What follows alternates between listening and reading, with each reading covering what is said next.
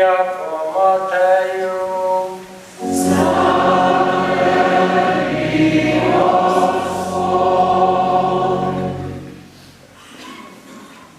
Ko je tisti čas Jezus zagledal množice, se je povzpel na goro. Sedel je in njegovi učenci so prišli k njemu. Odprl je usta in jih učil. Blagor ubogim duhu, kajti njih je nebeško kraljestvo. Blagor žalostnim, kajti potolaženi bodo. Blagor krotkim, kajti deželo bodo poledovali. Blagor lačnim in žejnim pravičnosti, kajti nasičeni bodo. Blagor usmiljenim, kajti usmiljenje bodo dosegli. Blagor čistim srcu, kajti Boga bodo gledali. Blagor tistim, ki delajo za mir, kajti imenovani bodo Božji otroci. Blagor tistim, ki so zaradi pravičnosti preganjani, kajti njihovo je nebeško kraljestvo. Blagor vam, kadar vas bodo zaradi mene zasramovali, preganjali in vse hudo v vas lažnivo govorili. Veselite in radujte se, kajti vaše plačilo v nebesih je veliko. To je Kristusov evangelij.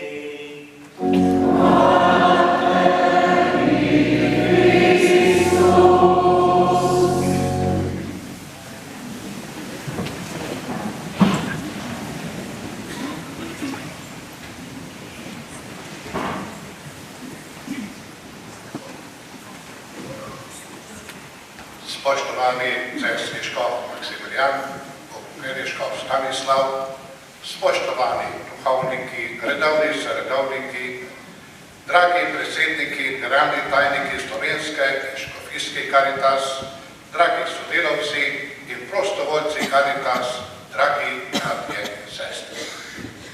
Prisrčno vas pozdravljam pred tedno Karitas na tem našem tradicionalnem srečanju Karitas tu na Slomškovi Ponikvi.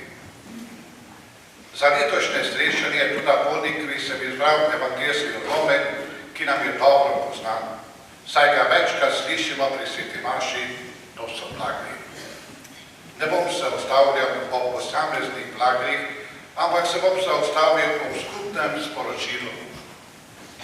Vsi vemo, kaj pomeni biti skromen, radodaren, miroljuben, kaj pomeni prizadevati se za pravičnost, kaj pomeni biti odprt za Boga, pa tudi biti pripravljen na prenašanje krivic.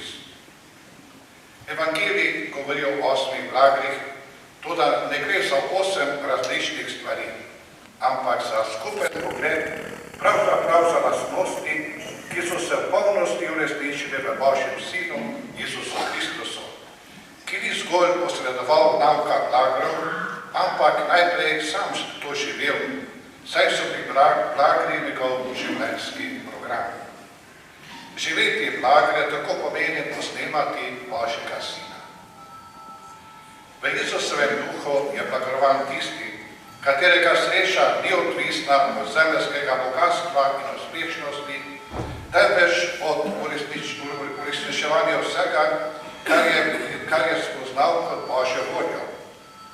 Blagorovan je tisti, ki ga bolečina ne zagreni in otopi, marveč je sposoben solidarno prenašati zlo in jokati z jokajočimi. Tisti, ki se ni dal zapeljati skušnjavi nasilja, marveč ustraja v prepričanju, da človekovo srce žlahtita le dobrota in ljubezen. Blagorovan je tisti, ki se ni zaprl v namišljeno veličino svojega jaza, da bi videl le svoje pravice, temveč je ostal naravnan na Boga in je usmiljen do sočloveka. Tisti, čigar srce ni zasenčila tema poželenja, marveč njegovo srce ostaja pozornjo, kljub vsemu nasprotovanju. Očitno je, da je pot, ki nam jo ponuja Jezus, v nasprotju z logiko in mišljenjem tega sveta, ki vidi usmeritev človeka v samouresničevanju in v zemeljskem bogastvu ter užitkih. Evangelij nas pa vabi, da svoje življenje zastavimo na zaupanju v Boga, ki človeka ne zapusti in ga ne pušča praznih rok. Blagni nam želijo približati pot, ki nas vodi k resnični sreči, tisti pravi sreči. To je sreča v Božji bližini, to je sreča v izpolnjevanju Božje volje in v darovanju svojega življenja Bogu ter v odprtosti za brate in sestre. Letošnjo geslo tedna Caritas je na poti upanja. Takoj se nam postavlja vprašanje, kaj si predstavljamo pod besedo upanje. Upanje je sad tvoje vere in zasidranosti v Bogu. Je življenjska drža, ki se hrani iz zavzetosti za dobro, ko se čutimo odreženi in vključeni v usmišljanje svojega življenja in življenja drugih. To upanje želi Caritas prinašati v današnjo družbo, ki se iz dneva v dan vedno bolj spreminja in s tem se spreminjajo in množijo tudi stiske ljudi, ki so večglasne. To so stiske družin, starajoča se družba, duševne stiske mladih, draginja, digitalna izključenost, klimatske spremembe in še bi lahko našteval. Naše poslanstvo Caritas je biti ob človeku, stati mu ob strani, ga poslušati, razumeti in dvigati in to po poti Evangelija. To je pot ponišne ljubezni, ki je konkretna, ki se ne vsiljuje.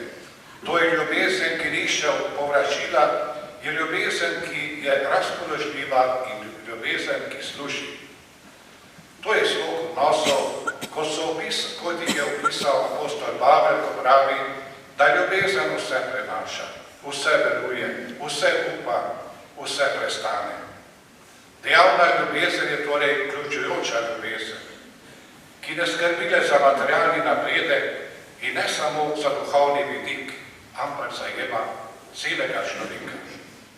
To se je pokazalo pri naravnih nesrečah, ko so ljudje potrebovali tudi bližino, ko so potrebovali pogovor, sočutje, pa tudi objem. To ne velja samo za naravne nesreče, ampak zavest, da služimo celotnemu človeku je nekaj, kar ne smemo nikoli izgubiti izpred oči. Sveta mati Terezija iz Kalkute, ki je naša velika učiteljica evangeljske poti pri služenju, pravi, da je Jezus prisoten v vsakem revežu. Dobro je, da se tega zavedamo in ona nam daje dva evangeljska odlomka, ki nam pomagata, da imamo to zavest vedno pred seboj. To so blagri, v katerih je položaj revežev odet v upanje in njihova tolažba postane resničnost. Drugi evangeljski odlomek je odlomek o poslednji sodbi, ki nam pomaga najti Jezusa, ki je navzoč v revnih vseh časov. Letos slovenska Caritas, pa tudi ljubljanska, mariborska in koprska obhajajo 35-letnico svojega delovanja. 35 let ni dolgo obdobje, a si je Caritas, tako slovenska kot škofijske, pa tudi župnijske, nabrale bogate izkušnje, ki so zelo dober temelj, na katerih je potrebno graditi, da bi lahko tudi danes in jutri ne izgubili poguma, da bi ostali znamenje upanja sredi tega sveta. Večkrat nas morda napada virus pesimizma, da se nič ne da narediti, da bi spremenili stanje, v katerem smo se znašli. Naša vrednost je, da smo ena velika družina.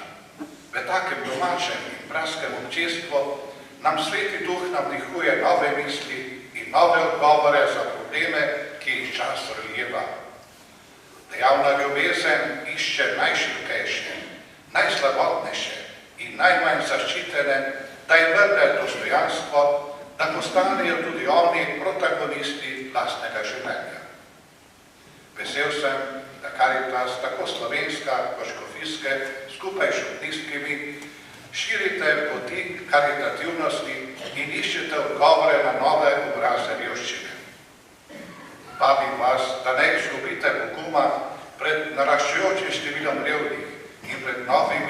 oblikami revščine. Danes je priložnost, da se vam vsem zahvalim.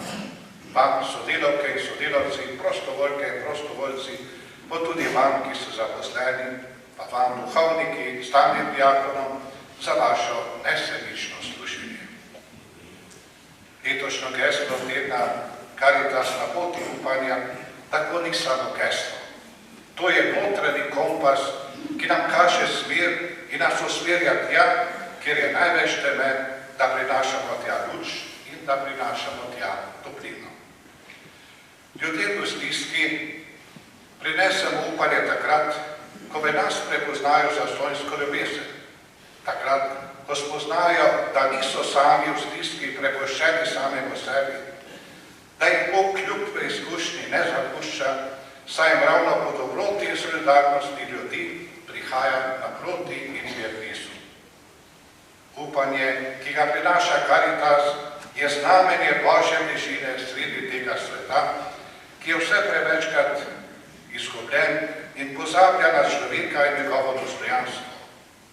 Papež Leon XIV nam je svoj apostolski spodbudi prvi z naslovom Vzljubil sem te, močno podčrtal povezavo med ljubeznijo do Boga in ljubeznijo do revnih. Spominja nas, da je skrb za revne prednostna izbira cerkve. Tudi to, da služimo revnim, ni gesta, ki bi jo nekdo upravljal od zgoraj navzdol, ampak je srečanje med enakimi. In papež Leon zaključi, ko se cerkev skloni, da bi poskrbela za reveže, zavzame najbolj plemenito držo. Naj bo današnja sveta maša spodbuda vsakemu izmed nas, da nadaljujemo in nadaljujete s tem svojim plemenitim prizadevanjem. Jezus nas krepča in nam zagotavlja, da z nami nosi breme našega služenja in našega poslanstva. Prosimo tudi Marijo, vaše mater, da sprejme svoje varstvo vse revne, utrujene, bolne. Nam pa naj pomaga, da bi zmogli biti neumorni glasniki evangeljske vere in priče Božje ljubezni, kot je bil to lažni škof Anton Martin Slomšek, ki je ljud sveta, ko smo slišali na začetku svete maše, in tudi postal je Božji otrok na današnji dan pred Kristovim 20.